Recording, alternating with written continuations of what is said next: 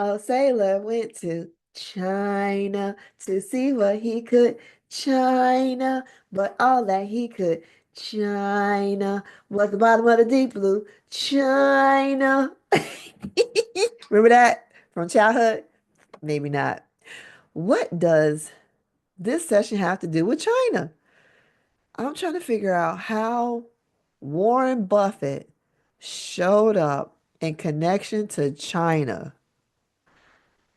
Stay tuned. This is crazy. Okay. I think this is tops all the sessions I've had recently.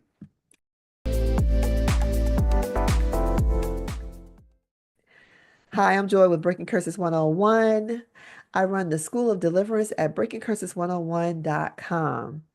You can check it out. I offer courses and coaching to get you through life's issues.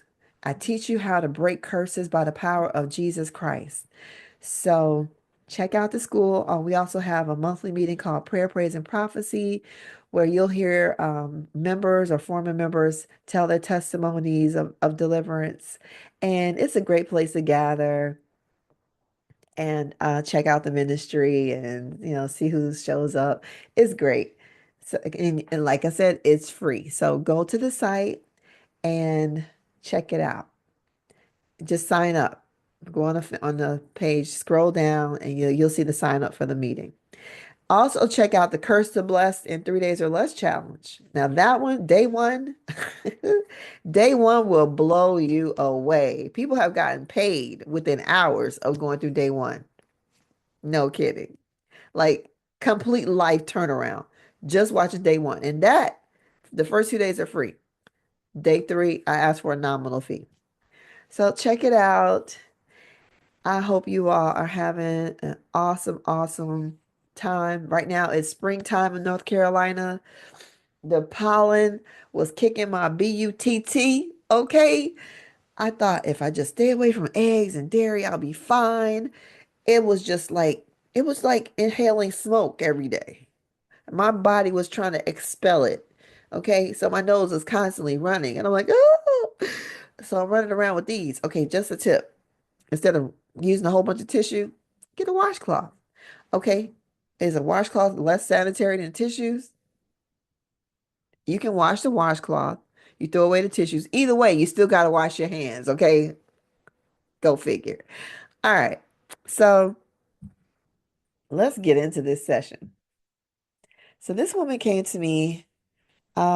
Like I said, she is of Chinese ancestry. She's not living in China right now, but she's of Chinese ancestry, and her life just got upended. She was in business school. She had an internship working for a bank. She she had great friendships. Well, in her last year of school, she said her mother pulled her out. I'm not sure the order of things, but she lost her scholarship, she lost her internship, and she lost her friendships. That ship just sank. All her ships sank, okay? So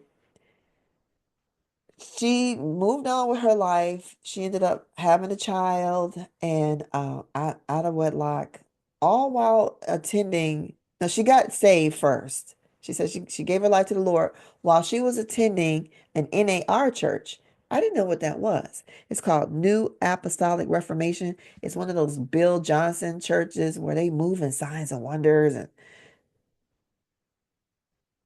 bombastic side eye. Yeah, so she thought, oh, I'm just going to tell you what's wrong with me. I have a kundalini. I need to get rid of that. I'm like, okay, well, let me be the judge of that. So we start talking about her experience trying to get help in ministry. She's been through, I'm not even going to mention the name of this ministry, but she went to this very reputable deliverance ministry that's online, and she ran into a light worker. Okay, a light worker. And she said something about what is it? Anyway, she got rid of the first light worker. She said something about killing animals. Like animals started darting in front of her car for no reason, like they were trying to get killed, trying to die. And the last straw was when an owl stood in her pathway and was like staring at her. That owls are so creepy. Okay, they are so creepy. One stared at me. He was in the parking lot. I thought it was a cat. I'm like, where's the back of the cat? I see the head. I tipped up and got close to that thing. I was like, he kept looking at me. Creepy. Anyway, so yeah. So I'm writing all these different things down, as she's telling me. And so she said she was really depressed because of what happened to her around age 22. So I tried to start there, right? I'm trying to start there and trying to figure out, okay, where do we go with this? So she said a friend told her that somebody opened the portal over her when she went to China and all this stuff. And guess what? It went way beyond anything that she ever went through in her lifetime. Okay, the stuff that she was actually going through was way back in her ancestry. Okay, let's talk about it. So I decided I would go after the soul fragments. So we pulled up 8-year-old little girl. She said she was feeling jumpy. She didn't know why. She was traumatized after watching Indiana Jones and the Temple of Doom. She thought somebody was coming to do something to her. It was like a voodoo priest in there. So I'm dealing with that. And then she tells me, so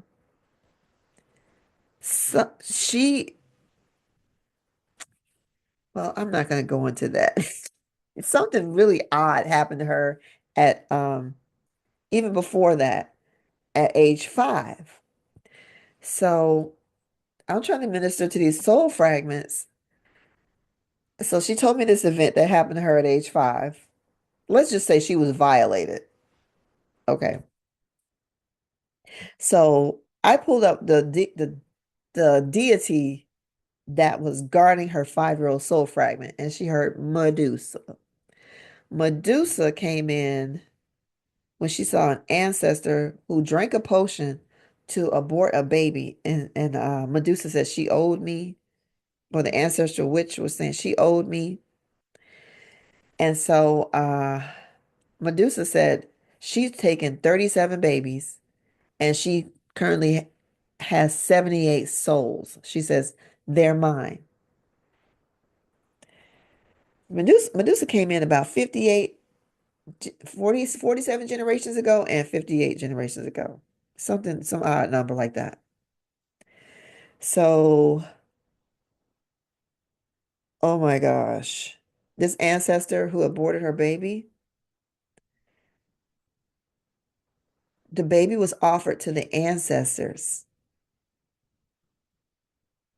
and she ate the baby for youth. Creepy. She ate the baby for youth.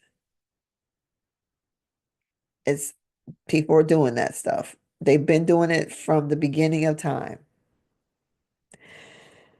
I'm hearing about it so often in these sessions, and I didn't know that it was that prevalent. Whenever somebody tells me they came out of witchcraft, before I'm thinking Harry Potter-ish, but now I'm thinking cannibal-ish. You're a cannibal because in order to have real powers, you got to eat people. So all these ministers who were in high level witchcraft and now they're going to tell you all their secrets. They were eating people. So name them. Put some names in the comments of some people who are some high level witches who are now Christians. They will never tell you. They will never tell you that they ate people, but they had to. If they were wanted to do all this extra stuff. Okay. Anyway, that's disgusting. So Medusa, let's go back to Medusa. She said, I've taken her virtue, her beauty. Now, Medusa is this snake-headed woman. If you look at her, you turn to stone, right? Medusa. So listen to this, the traits of Medusa. She said, I've taken her virtue, her beauty, her youth, because she didn't want to follow through. I said, follow through with what? She was supposed to beguile men. We need a woman to control a man. Ooh, that's ugly. She was being sent to men of high society. She said, I need Ahabs. This is Medusa talking. I need Ahabs. When you think of Ahab, what do you think of? Somebody that's submissive, mousy, compliant. That's Ahab.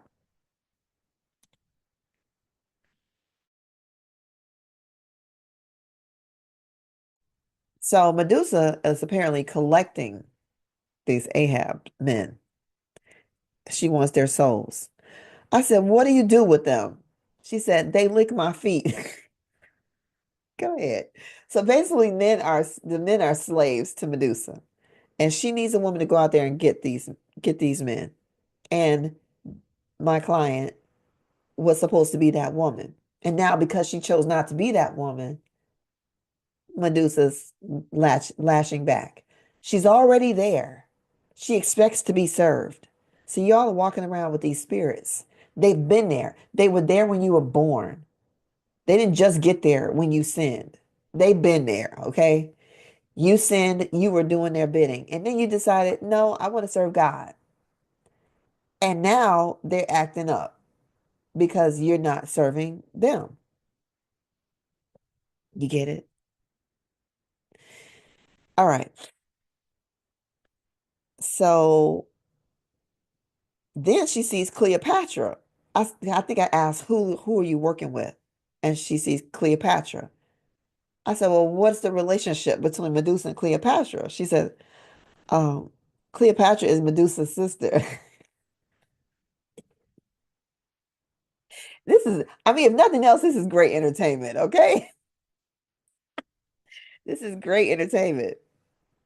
So Cleopatra's been there 88 generations. That's her favorite number. I said, what are you doing to this woman? She said, I'm taking everything back. Her beauty, time, glory, virtue, connections, status, splendor, charisma, her voice, and her hair. Hair curses. You see that?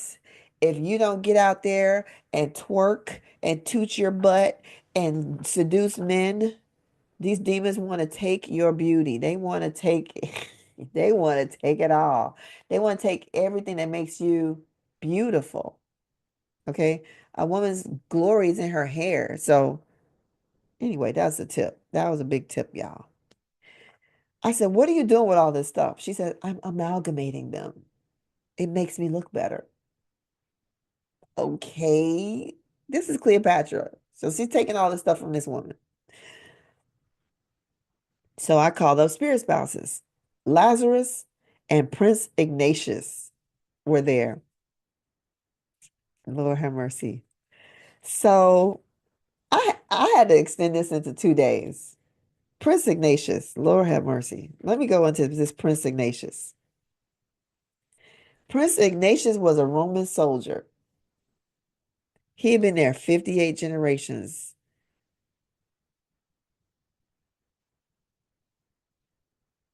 He said, wait a minute. All I know, he was a Roman soldier.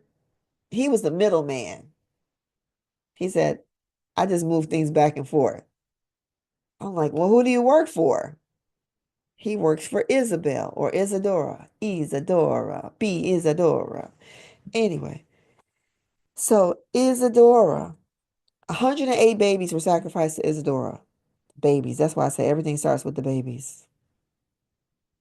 The sacrifice brings her power to gather her forces. She collects energy, power, and beauty. Okay, it's all about the beauty, y'all. Look at that. These, ooh. She collects these from the woman. They fuel her. They fuel her source. It's fuel. So when I cast out, I took the babies and I cast out Isadora.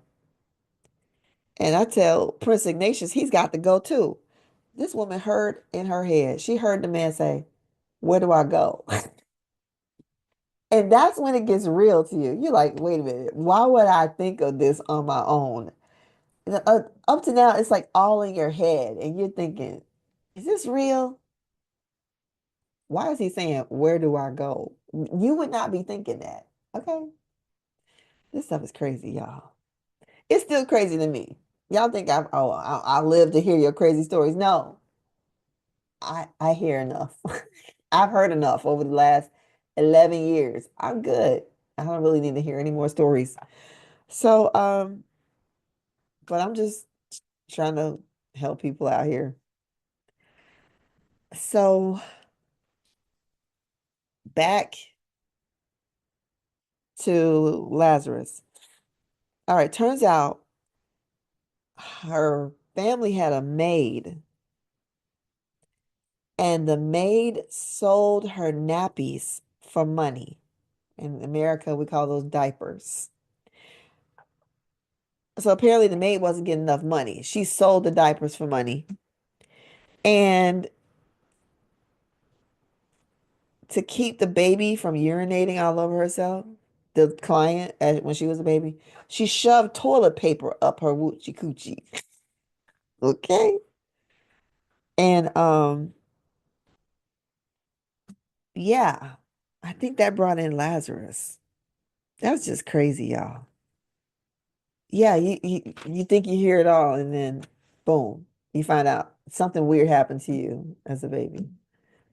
Yeah, that was it. That was it. Of course, she wouldn't know that happened to her as a baby. All right, so Prince Ignatius had been there for 4 generations. He taught her lots of perverse things at age 3. And the legal right was polygamy in the bloodline. Grandpa had a second wife, and daddy wasn't innocent either. Let me leave it that at that. So I said, well, who stopped her from finishing school? Remember, she was in her last year of college, business school, when everything went upside down. She lost her scholarship, her internship. Her mother pulled her out of school. Her friendships, went down the drain.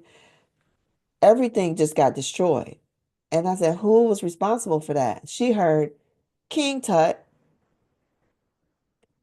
King Tut and Osiris.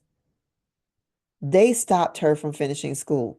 Now, I deal with a lot of African Americans, and the Pharaohs are always showing up with the African Americans. I don't really expect to hear that with someone from Chinese ancestry, but here we are. King Tut says Osiris is his wife. He offers her flesh. He offers Osiris flesh. And what flesh, you ask? He offers the pineal gland. How? He chooses people with high intelligence and big pineal glands. How can you tell if the pineal gland is big? I don't know. Maybe he's cracking open a bunch of heads. I don't know. Don't give me the lion. I'm just gonna tell you what I hear in these sessions, okay? And the way I collect data is I keep hearing the same thing over and over again from people from different races, different parts of the world, different ancestries, and they're saying the same things about these pharaohs. Now she's in my program, and she said, "Well, why didn't this come up when I did the classes?" Like, well, I'm anointed. And King Tut always seems to be showing up for me. Probably because I had that in my bloodline, okay? So I'm pulling up them King Tuts. And I don't know any other deliverance minister that's really pulling up King Tut like that, but he's showing up a lot, okay? A whole lot. All right, check it out. He said her ancestors were eaten by King Tut. We pull all their intelligence. We steal her intelligence. We take her business making skills and money making skills and the ability to understand money. He took that from her. She was a business major and she had a banking internship that she lost. So I said, so who's using this intelligence? Remember my hypothesis. If you're not using it, somebody else is. If you lose it, somebody else is gaining it. All right? Okay? We're in a closed system like a terrarium. The water evaporates, it hits the outside, it rains, and it absorbs it all over again. And yeah, if you're not using it, somebody is. If you can't walk, somebody's using them legs. It's like there's a black market and they sell those parts on the black market. They sell your soul fragments, a soul fragment of you that is able to process money and have witty inventions and all that. So you look at anyway, let me just keep going.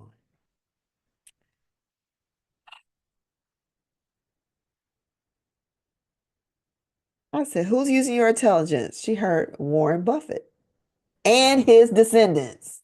She kept saying, and his descendants. He eats brains. Let me let that sink in. Think about Warren Buffett. He's so smart. He's made so much money off the stock market. He's not just a naturally smart guy. He's doing witchcraft. And the witchcraft goes back to Egypt. Okay, the pharaohs were doing this high level witchcraft. And like I said, what they did is they found if you had abilities that they wanted, see you have skills, you have assets that God gave you. And there are people out there who want that. They want that. They don't want you. They want it. If they could lay you on the table and cut that out of you and put it in them, they would do it. And so the pharaohs were actually doing that. If they wanted your running abilities, they would take your leg and eat a part of your leg. If they wanted your writing ability, your ability to write, they would eat your hand. It that's come up in a few sessions, okay? But it's a real thing. Go look it up. Everything I'm finding out can be confirmed in like books and stuff. So you go do the research. You'll find it because I'm hearing too much of this stuff. It's real. All right, so Warren Buffett's eating brains, right? I said, where does he get them? And she heard underground tunnels. Have you heard that before? We hear about children being abducted and held in underground tunnels. We hear about underground cities. We hear about this stuff, right? But it comes up again here. That's where he's going to get it. I said, well, how many brains has he eaten? And she heard thousands. Oh my goodness. I can't do this anymore. All right, I quit. I can't do this. Woo! I said, so she said she heard he comes to a temple to eat them underground in Denver, Colorado. Now, yeah, a lot of mountains in Denver. It would make sense that there would be a lot of underground tunnels and caves and things in Denver. That makes actual sense. She's only using 38% of her brain, and the other 62% is being used by Warren Buffett and his descendants. It keeps coming up, and his descendants. Okay? So that's how the witchcraft works. When witchcraft hits your family, it keeps going down the bloodline. It doesn't stop at you. The torment and trauma does not stop at you. It keeps going down the line. Okay? So I said, what's the legal right? What legal right does he have to do this? Well, King Tut used to, there were Chinese ambassadors in her bloodline, and you had to be a scholar, very intelligent person to be a Chinese ambassador to Egypt. And so King Tut would snatch a few, right? He would eat them. He would eat slaves and Chinese ambassadors. Okay? He was the king. Everybody was his subject. We were not all kings and queens in Egypt, black people. There was only one king at a time. If there were more than one king, there would be a war. Okay? I think I've said this before. So top scholars would become ambassadors, and they would get kidnapped. And then King Tut had the nerve to say, no empire is bigger than mine. Because apparently his empire is still going on. These elites are carrying it on. All right, so he had the nerve to say, we like to engorge the pineal gland before we eat it. Did I ask you that? Did I ask you that? I didn't ask you that. But every time these stupid pharaohs show up, they are so arrogant. You can tell.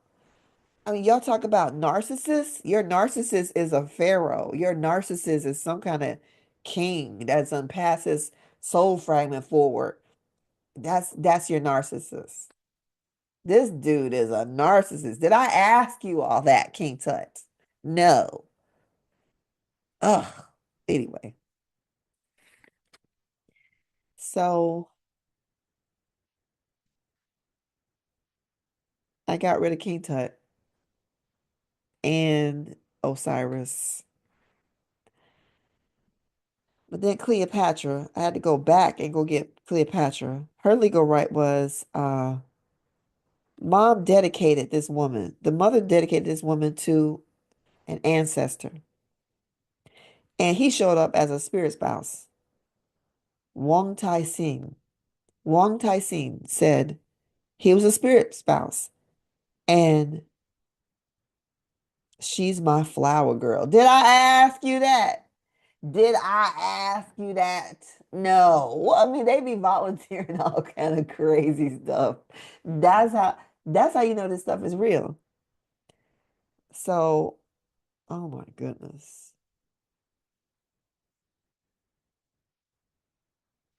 So I had to dedicate a baby. There was a sister that was born first.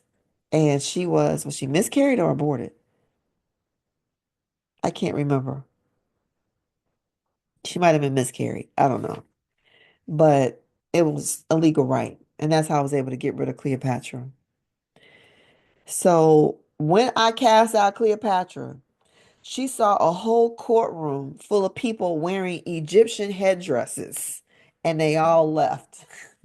That's crazy, all that. Okay. So then let's talk about Ahab. All right. So I had to go back and deal with the Ahabs. It was, Medusa was capturing these Ahab men. So check it out. Ahab was keeping her passive. Now that's classic textbook Ahab, passive.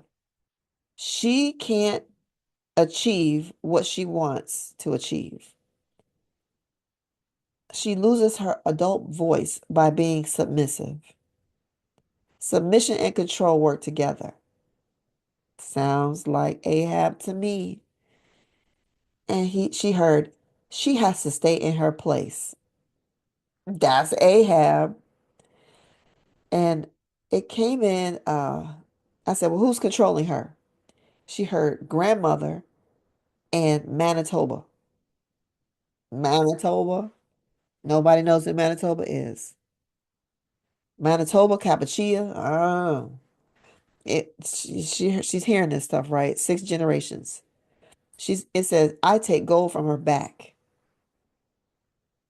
Her ancestors killed animals for power. That's what the legal right was. I mean, not power. They sacrificed to Manitoba so he could protect their land, and now he controls everything. This is a deity. So I cast it out. And when I cast out Manitoba, she saw the spirits float, and Jesus grabbed it and put it in his pocket. That's what she saw. I love the imagery. All right, so we're almost at the end. Yep.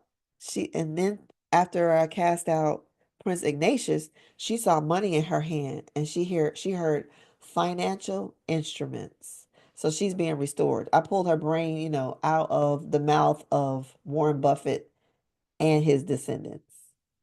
So this is all very interesting. Before we even had this session, I broke the multi-level marketing pyramid scheme off of her, and a whole new income stream came to her. Passive. It's passive income. So it's great. So that's the end of that session.